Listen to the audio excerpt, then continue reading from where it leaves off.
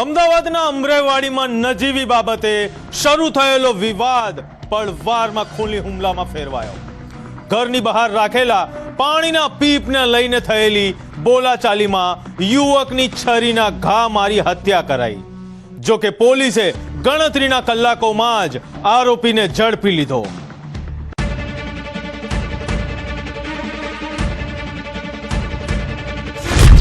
પાણીના પીપથી શરૂ લોહી સુધી અંત, નાની તકરાર, જીવલેણ પ્રહાર, લોહિયાળ ઓટલો, ઘરની બહાર પડેલું એક પાણીનું પીપ, પગથિયા પર ફેલાયેલા લોહીના ડાઘ અને ઘર આગળ પડેલા ચપ્પલ બૂટ। આ દ્રશ્યો કહી રહ્યા હતા કે અહીં માત્ર ઝઘડો નહીં પરંતુ જીવલેણ હુમલો થયો હતો। અમદાવાદના અમરાઈવાડીના રબારી કોલોની વિસ્તારમાં મોડી રાત્રે કિશન ચૌહાણ પર છરીથી એવો હુમલો થયો કે પરિવારની આંખો સામે જ તેનું મોત નીપજ્યું। ઘટનાની જાણ થતાં પોલીસ તાત્કાલિક સ્થળે પહોંચી અને તપાસનો ચક્રવ્યૂહ ગોઠવી દીધો। जो फरियादी तथा जे भोग बनना है तेना पति बने घरे बैठा होय अने एक ईसम आवेलो अने पोताना घरना फळियामां जे एक पाणीनुं पीप पड़ेलुं होय एमांथी हाथ पग मोढुं धोवा जता फरियादीश्रीए अने तेना पतिए विरोध कर्यो। ए विरोध झगड़ामां परिणम्यो अने झगड़ाना अंते फरियादी छे आरोपी छे एने मृतकने छरीना घा मार्या 2 થી 3 घा અને એક જિંદગીનો અંત। કાતિલ પાછળ આખી ગેંગ। પોલીસ તપાસમાં સામે આવ્યું કે આરોપી પવન રાજપૂત પોતાના મિત્રોની સાથે મૃતકના ઘરની સામે બેઠો હતો। દરમિયાન તેણે ઘરની બહાર રાખેલા પાણીના પીપમાંથી હાથ મોં ધોવાનો પ્રયાસ કર્યો। મૃતક અને તેની પત્નીએ વિરોધ નોંધાવતા બોલાચાલી ઉગ્ર બની ગઈ। ગુસ્સામાં આરોપીએ પોતાની પાસે રહેલી છરી કાઢી અને કિશન પર એક પછી એક 3 ઘાતક ઘા ઝીકી દીધા।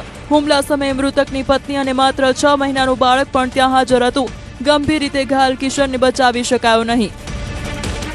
तो के 3-4 जना आया था छरी मारी जता रहा के हूँ मैं शू बाबत में तो के पानी बाबत मगज मारी हेड़ी 2-4-5 जना अपना पानी बाबत में मगज मारी करी અને આ ધોવા પર લાગ્યા કે ભાઈ મારું પીપળાના અંદર કે મારો નાનો છોકરો છે હું એમને નવડાવું છું તો કે મત કરો કે તો કે તું શું કરી લઈશ કે બરાબર છે કે એમ બાબતના અંદર બે બોલી થયા અને પેલા એક પેલીની વાઈફે મને કીધું કિશનભાઈની વાઈફે કે આમ છોરી લાવી અને નાખી દીધી।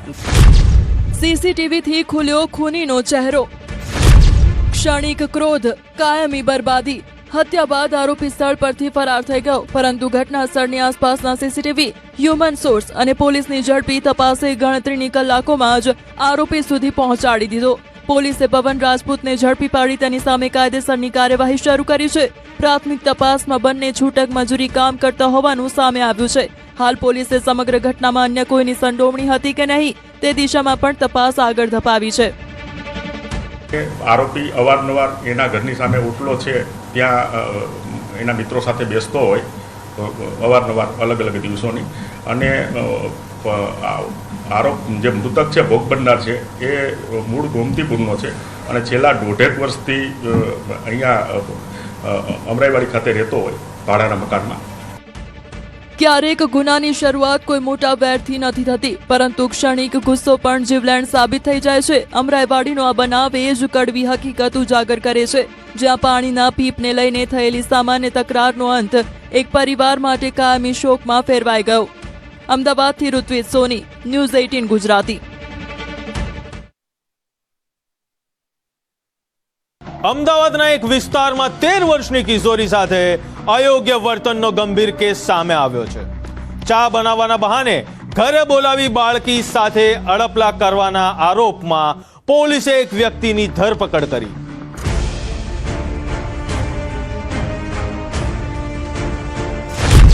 વિશ્વાસનું બહાનું, ગુનાનો ઈરાદો, ચાની આડમાં શોષણનો પ્રયાસ। પોલીસના સકંજામાં ઉભેલો આ વ્યક્તિ છે ઇમ્તિયાઝ શેખ। આરોપ છે કે પાડોશીના વિશ્વાસનો ગેરલાભ ઉઠાવી તેણે માત્ર 13 વર્ષની કિશોરીને પોતાના ઘરે બોલાવી અને તેની સાથે અયોગ્ય વર્તન કર્યું। પોલીસ તપાસ મુજબ આરોપીએ પોતાની પત્ની ઘરે ન હોવાનું કારણ બતાવીને ચા બનાવવામાં મદદ માટે બાળકીને બોલાવી હતી। ઘટના બાદ બાળકી ગભરાઈ ગઈ અને શરૂઆતમાં મૌન રહી, પરંતુ સત્ય વધુ સમય સુધી દબાઈ ન રહ્યું। આ જે આરોપી છે ઇમ્તિયાઝભાઈ તેઓ પોતાના ઘરે હતા અને આજે સગીરા છે તેઓની માતાને જણાવ્યું કે ઘરે કોઈ નથી તો ચાય બનાવવામાં તમારી દીકરીને કહેજો કે મને મદદ કરે, તો તેઓની માતાએ એને મોકલી આપેલ, પરંતુ થોડોક ટાઈમ થતાં તે આવેલ નહીં, એટલે માતા ચેક કરતાં તેઓને શંકાસ્પદ બધું જણાઈ આવેલ એમના ઘરે જતાં, જેથી તેઓને દીકરીને લાવીને પૂછતા પ્રથમ તો કોઈ હકીકત જણાવેલ નહીં, પરંતુ ગઈકાલે દીકરી ગભરાઈ ગયેલો સગીરા. ધમકીથી દબાવવાનો પ્રયાસ, સાહસથી પહોંચ્યો કેસ પોલીસ સુધી. પોલીસના દાવા મુજબ ચા બનાવવાના બહાના પછી આરોપીએ કિશોરી સાથે અયોગ્ય વર્તન કર્યું અને કોઈને જાણ ન કરવાની ધમકી આપી. ડરી ગયેલી બાળકી એ જ સમયે કંઈ બોલી શકી ન હતી, પરંતુ બાદમાં તેણે પોતાની માતાને સમગ્ર ઘટનાની જાણ કરી. પરિવાર તરત જ પોલીસ સુધી પહોંચ્યો અને ફરિયાદ નોંધાતા પોલીસે ઝડપી કાર્યવાહી કરીને આરોપીની ધરપકડ કરી લીધી હતી. આરોપી પોતે મજૂરી કામ કરે છે. આરોપીની ઉંમર 34 વર્ષની છે અને પોતે પરણિત છે અને તેઓને પણ 4 બાળકો છે અને એ મૂળ મજૂરી કામ કરે છે. અને આરોપીએ એને દીકરીને કીધેલું હતું, સગીરાને, કે ભાઈ તું આ બાબતે કોઈને જાણ કરતી નહીં, એટલે દીકરી ગભરાઈ ગયેલી, જે તે વખતે એની માતાને જાણ ના કરેલ હતી. પોલીસ તપાસ મુજબ 34 વર્ષીય આરોપી પરિણીત છે, 4 બાળકોનો પિતા છે અને છૂટક મજૂરી કામ કરે છે. હાલ પોલીસે આરોપી સામે પોક્સો સહિતની સંબંધિત કલમો હેઠળ ગુનો નોંધી વધુ પુરાવા એકત્ર કરવાની કાર્યવાહી શરૂ કરી છે. તપાસનો મુખ્ય ભાર હવે તમામ કાનૂની પુરાવાઓને મજબૂત બનાવી આરોપીઓ સામે કડક કાર્યવાહી સુનિશ્ચિત કરવાનો છે. બાળકોની સુરક્ષા માત્ર પરિવારની નહીં, સમગ્ર સમાજની જવાબદારી છે. વિશ્વાસના નામે કોઈ પણ બાળકને એકલા મોકલતા પહેલા સાવચેતી રાખવી એટલી જ જરૂરી છે. વટવાનો આ કેસ યાદ અપાવે છે કે સગીર સામેના આવા ગુનાઓમાં સમયસર ફરિયાદ અને પોલીસની ઝડપી કાર્યવાહી અત્યંત મહત્વની બની રહે છે. અમદાવાદથી ઋત્વિજ સોની, ન્યૂઝ 18 ગુજરાતી. અમદાવાદના દર્પણ 4 રસ્તા પાસે રાત્રિના અંધકારમાં કાયદો અને વ્યવસ્થાના લીરે લીરા ઉડ્યા. જાહેરમાં ગંદકી અટકાવવાનું કહેનાર એએમસીના સુપરવાઇઝર પર જીવલેણ હુમલો કરાયો. જોઈએ કાયદાની એસી તેસી કરનાર તત્વોની કરતૂતોને.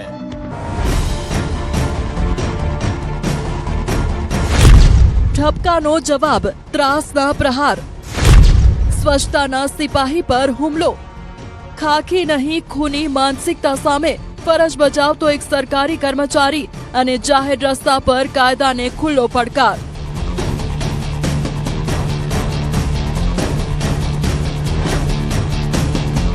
પોલીસની પકડમાં શાંતિથી ઉભેલો આ યુવક છે સુજલ રબારી. આરોપ છે કે અમદાવાદના દર્પણ 4 રસ્તા પાસે એએમસીના સફાઈ સુપરવાઇઝર હરીશ સોલંકી અને તેના સાગરીતોએ તેમની પર લાકડીઓ અને લાતોથી એવો બર્બર હુમલો કર્યો કે સમગ્ર ઘટનાનો વિડીયો સોશિયલ મીડિયામાં સનસની મચાવી ગયો. વાયરલ થયેલા દ્રશ્યોમાં રસ્તા પર પડેલા સરકારી કર્મચારી પર ઉપરા છાપરી લાકડીના ફટકા વરસતા દેખાય છે, જ્યારે બીજો શખ્સ ચહેરા પર લાતો ઝીકતો નજરે પડે છે અને ત્રીજો વિડીયો બંધ કરાવવાની ધમકી આપતો દેખાય છે.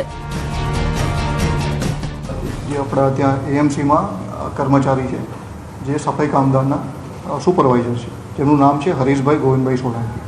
તેઓ નવરંગપુરા વોર્ડમાં આ ફરજ બજાવે છે. લગભગ 27 તારીખના રાત્રે 11:30 વાગ્યાની આસપાસ એ પોતાના વોર્ડમાં ચેકિંગ કરવા ગયેલા હતા. ત્યારે ચાઇનીઝ લારી આગળ તે ઊભા રહે, ત્યાં ખૂબ ગંદકી દેખાતા તેણે ચાઇનીઝ લારીવાળાને અને આસપાસના લોકોને ઠપકો આપેલો. ગંદકી રોકી, ગેંગ બોલાવી, ઠપકાથી શરૂ, હુમલાથી અંત. પોલીસ તપાસમાં સામે આવ્યું કે 27 જૂનની મોડી રાત્રે નવરંગપુરા વોર્ડના સફાઈ સુપરવાઇઝર હરીશ સોલંકી નિયમિત ચેકિંગમાં હતા.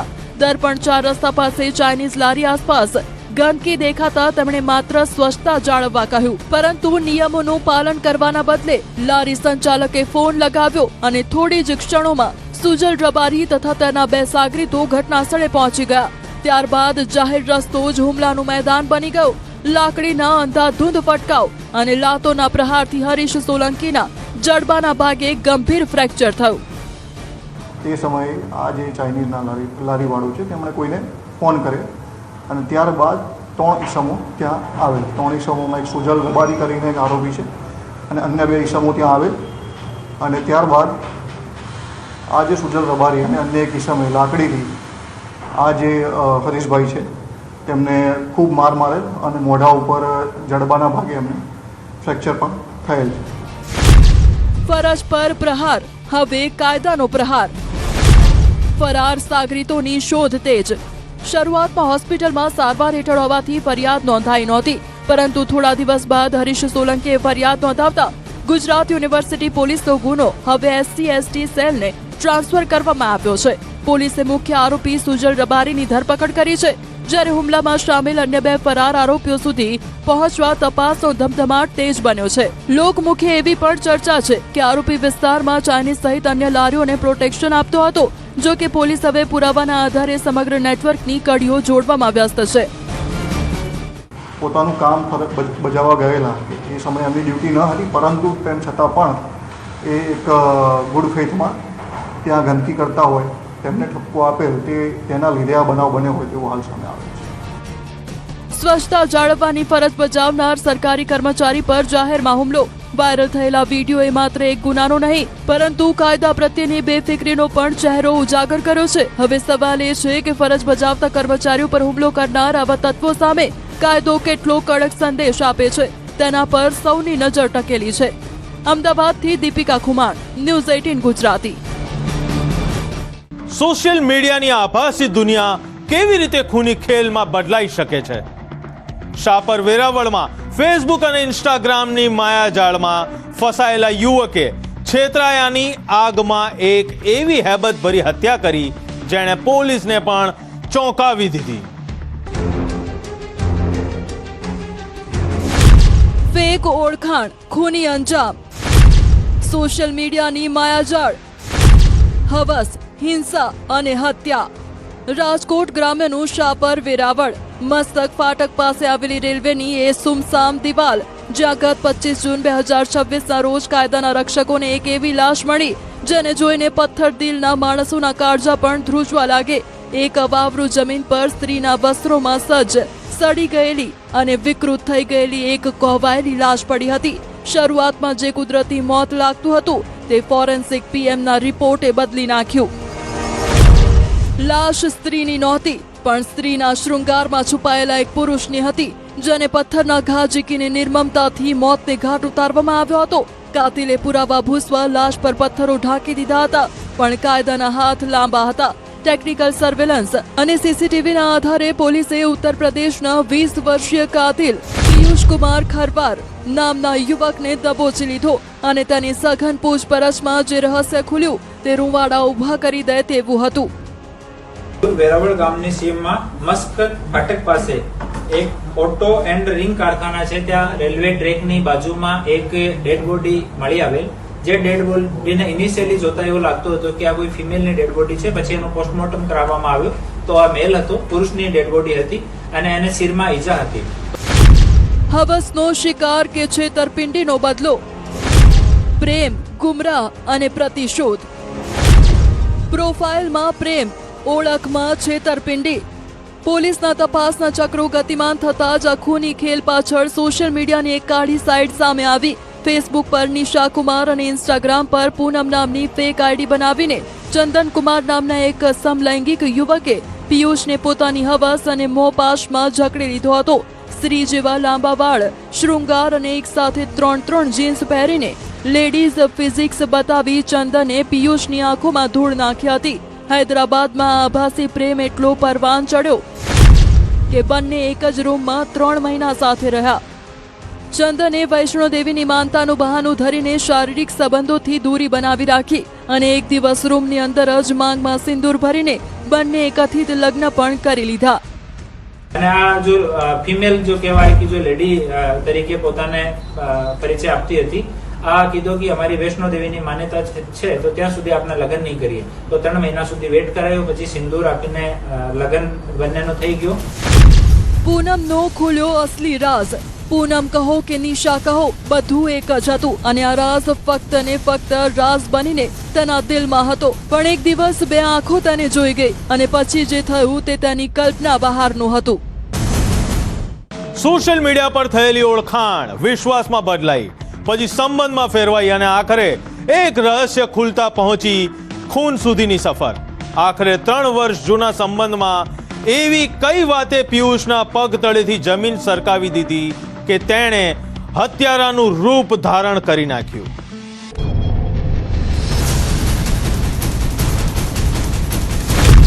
વિવાદનો અંત, પથ્થરથી મોત.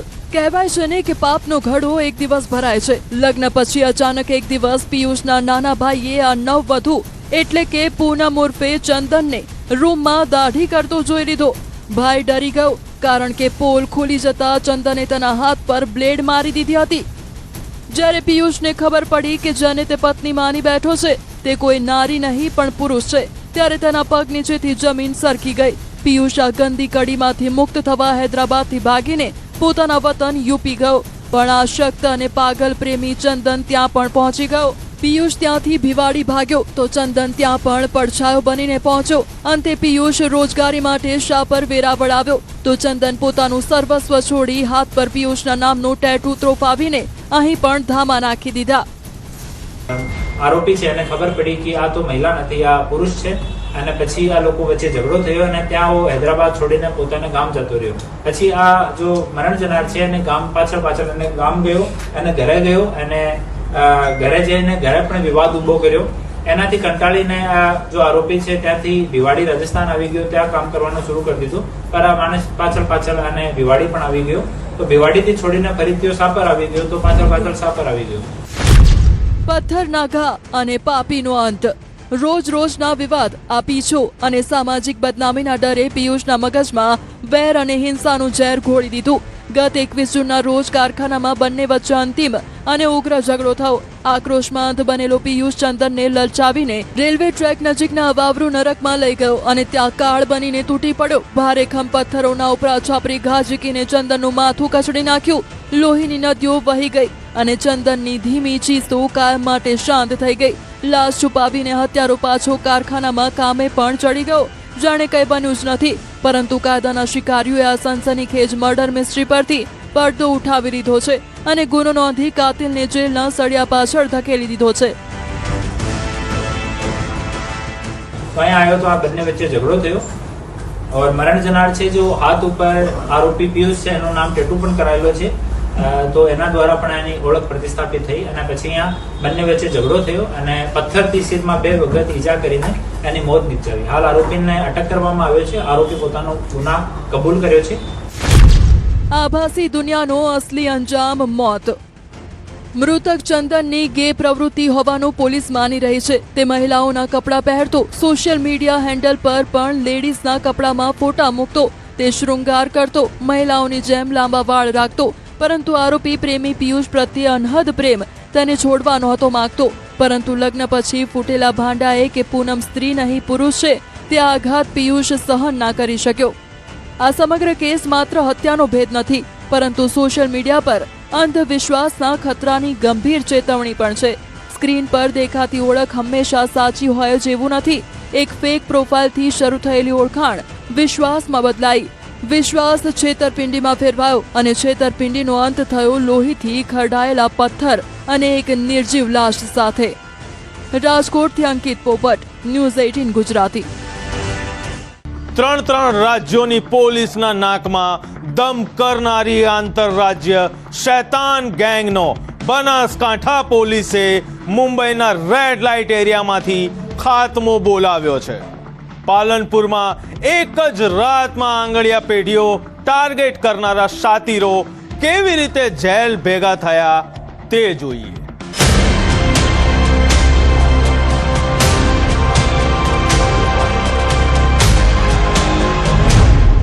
શટર તૂટ્યા, શૈતાન ઝડપાયા. 3 રાજ્યમાં ત્રાસ, પાલનપુરથી પર્દાફાશ. નેત્રમની ત્રીજી આંખ, રેડ લાઇટ એરિયામાં લાઈવ ઓપરેશન. તિજોરીના તૂટેલા દરવાજા, શટર પરના તોડફોડના નિશાન અને સીસીટીવીમાં કેદ થયેલી શાતીર ચાલ. આ દ્રશ્યો કોઈ સામાન્ય ચોરીના નહીં, પરંતુ આંતરરાજ્ય શૈતાન ગેંગના ખેલના પુરાવા હતા. પાલનપુરમાં એક જ રાત્રે 6 આંગળીયા પેઢીઓ અને અન્ય દુકાનોને નિશાન બનાવી લાખો રૂપિયાની ચોરી બાદ બનાસકાંઠા એલસીબીએ એવી તપાસ ગોઠવી કે 3 રાજ્યોમાં પોલીસને ચકમો આપતી ગેંગ આખરે મુંબઈના કમાઠીપુરામાં જઈને ઝડપાઈ. આમાં જે ટેકનિકલ સર્વેલન્સના આધારે અને બાતમી આધારે અને આવા રીઢા ગુનેગારો જે રાત્રિના અંધકારમાં આવા જે કરફોડ ચોરીઓ કરી છે એની એક મોડસ ઓપરેન્ડીને ધ્યાનમાં રાખીને આમાં અમારી એલસીબી ટેકનિકલ ટીમ કાર્યરત હતી, જેમાં ટેકનિકલ પુરાવા અને હ્યુમન રિસોર્સિસના આધારે બાતમી આધારે જે બનાસકાંઠા એલસીબીની ટીમે જે શેતાન ગેંગના મુખ્ય સૂત્રધાર 3 આરોપીઓ એમને હાલમાં ઝડપી લીધેલા છે. દિવસે રેકી, રાત્રે તિજોરી પર ત્રાટકતા. પોલીસ તપાસમાં સામે આવ્યું કે આરોપીઓ દિવસ દરમિયાન બાઇક પર ફરી ઓછી સુરક્ષા ધરાવતી આંગળીયા પેઢીઓ અને દાગીનાની દુકાનોની રેકી કરતા, પછી અંધારું થતા કટર અને ડિસ્મિસ જેવા સાધનો વડે મિનિટોમાં શટર અને તિજોરી તોડી રોકડ રકમ સમેટી લેતા. સીસીટીવીમાં પણ આરોપીઓ ટોર્ચના અજવાળામાં તિજોરી તોડતા અને જે હાથ લાગ્યું તે લઈને ફરાર થતા સ્પષ્ટ દેખાઈ રહ્યા છે. ચોરી બાદ તરત જ રાજ્ય બદલી દેવી તેમની ઓળખ બની ગઈ હતી. રેકી, રેડ અને રફુ ચક્કર. જે શેતાન ગેંગના મુખ્ય સૂત્રધાર જે છે શેતાનસિંહ જસવંતસિંહ રાજપૂત અને દિલીપગીરી જીવગીરી ગોસ્વામી અને ભરતકુમાર બાબુલા રાજપુરોહિત, આ ત્રણેય ઝાલોદ રાજસ્થાનના રહેવાસી છે. એમને બોમ્બે ખાતેથી ઝડપી લેવા છે. તેમના પાસેથી હાલમાં 1,10,000 જેટલી રોકડ રકમ, મોટરસાયકલ અને લોખંડ કાપવાનું કટર, ડિસ્મિસ જે ચોરીમાં ઉપયોગમાં લેવાયું છે એ તમામ એમના જોડેથી રિકવર કરવામાં આવ્યા છે. શૈતાનનો સામાન પણ જપ્ત. મુંબઈના કમાઠીપુરાથી ઝડપાયેલા શૈતાનસિંહ રાજપૂત, દિલીપગીરી ગોસ્વામી અને ભરત રાજપુરોહિત પાસેથી પોલીસે રોકડ રૂપિયા, બાઇક, લોખંડ કાપવાનું કટર, ડિસ્મિસ અને અન્ય સાધનો જપ્ત કર્યા છે. તપાસમાં સામે આવ્યું છે કે ત્રણેય આરોપીઓ સામે મળીને 40થી વધુ ગુનાઓ નોંધાયેલા છે. હવે બનાસકાંઠા પોલીસને આશા છે કે આ ગેંગની પૂછપરછથી ગુજરાત, રાજસ્થાન અને મહારાષ્ટ્રના અનેક વણ ઉકેલાયેલા ઘરફોડ અને ચોરીના કેસોના પણ ભેદ ઉકેલાશે. કે આમાં જે મુખ્ય જે શેતાનસિંહ છે એના પર અત્યાર સુધીમાં 13 જેટલા ગુનાઓ નોંધાયેલા છે અને જે આરોપી દિલીપગીરી જીવગીરી ગોસ્વામી છે એના પર અત્યાર સુધીમાં 21 જેટલા ગુનાઓ નોંધાયેલા છે. તદુપરાંત જે આરોપી ભરતકુમાર બાબુલા રાજપુરોહિત છે એના પર 10 જેટલા ગુનાઓ નોંધાયેલા છે. આમાં ત્રણેય રીઢા આરોપીઓ છે એમને ગણતરીના દિવસોમાં બનાસકાંઠા એલસીબી ટીમ દ્વારા પકડી પાડવામાં આવ્યા હતા. આ માત્ર 3 આરોપીઓની ધરપકડ નથી, પરંતુ રાજ્યની સરહદો ઓળંગીને ગુના આચરતી એક શાતીર ચોરી ગેંગની કમર તોડતી કાર્યવાહી છે. ટેકનોલોજી, સીસીટીવી અને સચોટ પોલીસ તપાસે આખરે શૈતાન ગેંગના પગલા કાયદાના કઠેડા સુધી પહોંચાડી દીધા. બનાસકાંઠાથી કિશોર તુવર, ન્યૂઝ 18 ગુજરાતી. સત્યનો પડદો ઉચકાશે જ્યારે ગુનેગાર બેનકાબ થશે. એક નાનકડા વિરામ પછી ફરી મળીશું. જોતા રહો ક્રાઇમ શો અપરાધ. જમીનમાંથી નીકળેલા નકલી સોનાની જાળ બિછાવી લાખોની ઠગાઈ આચરતી ટોળકી ઝડપાઈ છે. પોલીસે ગણતરીના કલાકોમાં આખી રકમ સાથે 2 શાતીર ઠગોને દબોચી લીધા.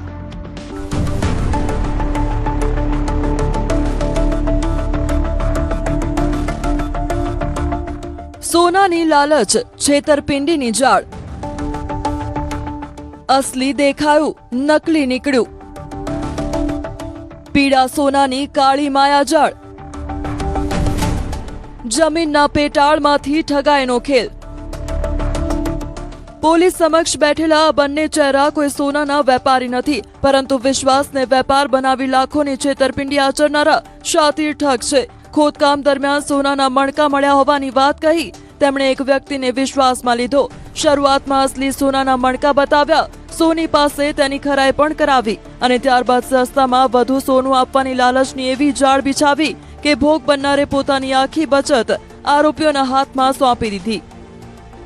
ગત તારીખ 20/6/2026 રોજ જે ફરિયાદી છે મફાજી ભીખાજી, જાતે સોલંકી રાજપૂત, રહે પેપોડ વડગામના વતની છે.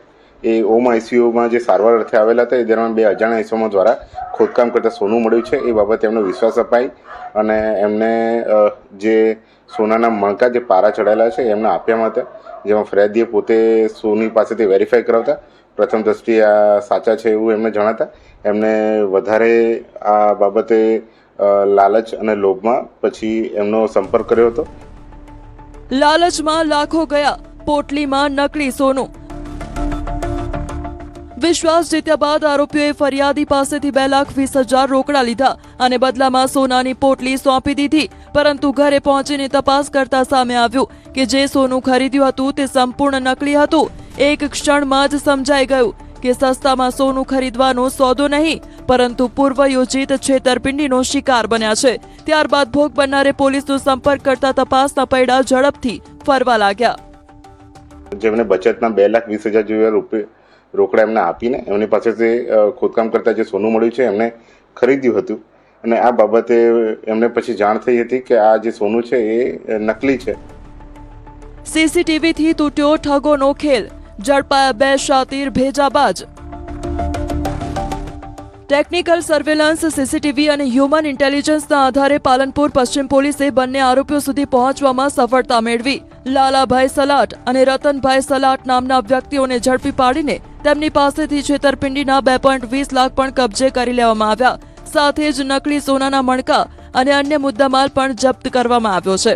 પોલીસે હવે બંને આરોપીઓના ગુનાહિત નેટવર્ક અને આવી અન્ય છેતરપિંડીના બનાવોમાં સંડોવણી અંગે પણ તપાસ શરૂ કરી છે. આ સમગ્ર કેસ એક સ્પષ્ટ સંદેશ આપે છે કે સસ્તામાં સોનું કે કિંમતી વસ્તુ આપવાની લાલચ ઘણી વખત છેતરપિંડીનું સૌથી મોટું હથિયાર બની જાય છે. થોડા